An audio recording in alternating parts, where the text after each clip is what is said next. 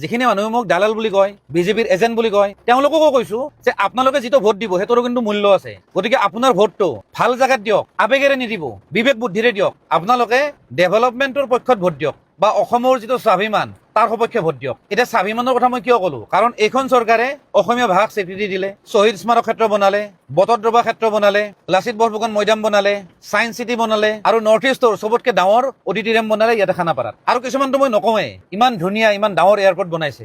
বাকী ৰাস্তা ব্ৰিজৰ কথা মই নকওঁ। গতিকে সকলোকে মই এটা কথা অনুৰোধ জনাওঁ, আপোনালোকে ডেভেলপমেণ্টৰ কাৰণে ভোট দিয়ক আৰু অসমৰ বা দেশৰ সুৰক্ষাৰ স্বাৰ্থত ভোট দিয়ক। আৰু এটা কথা দেই, কুংকি চৌধুৰীক মই অসমীয়া ছোৱালী বা জেনজি হিচাপে মই ছাপোৰ্ট কৰোঁ, সেইটো 100% কৰোঁ। কিন্তু কথাটো হ'ল ইলেকশ্যনত যদি তেওঁ জিকে, সেই জেনজিয়ে যি ধৰণে কাম কৰে বা জেনজিৰ যিটো আদৰ্শ সেইমতে তেওঁ কাম কৰিব পাৰিব জানো? একদম নোৱাৰে। কাৰণ তেওঁলোকৰ যিটো দল অসম জাতীয় পৰিষদ সেইটো কাৰ লগত মিত্ৰতা কৰিছে? কংগ্ৰেছ দলৰ লগত। আৰু কংগ্ৰেছ দলৰ নীতি আদৰ্শ আপোনালোকে জানে। যিকোনো স্বাভিমানী অসমীয়াই কংগ্ৰেছ দলক ভাল নাপায়, একেবাৰে সঁচা কথা। আৰু এটা কথা দেই, মই নকলেও নহ'ব, অসম জাতীয় পৰিষদ যিটো দলৰ পৰা কুংকি চৌধুৰীয়ে টিকেট লৈছে, সেই দলটোৱে জুবিনদাৰ জীৱিত কালত ইমান বেয়া বেয়াকে গালি দিছে, তুচ্ছ তাচ্ছিল্য কৰিছে, জুবিনদাক ৰাজনৈতিক দালাল বুলি কৈছিলে। আৰু আজিৰ ডেটত সেই দলটোৱে জুবিনদাক লৈ ৰাজনীতি কৰি আছে। কুংকি চৌধুৰীয়ে যিখন গাড়ীত ঘূৰি আছে সেইখন গাড়ীত গোটেই জুবিনদাৰ ফটো। যিটো দলে অসমীয়া ভাষাক ধ্ৰুপদী ভাষাৰ স্বীকৃতি দিলে, যিটো দলে বিহু, ঝুমুৰ, বাগৰুম্বাক বিশ্ব দৰবাৰত নিলে, যিটো দলে চৰাইদেউ মৈদামক ৱৰ্ল্ড হেৰিটেজ চাইট হিচাপে স্বীকৃতি দিলে, সেইটো দলক আমি পাহৰি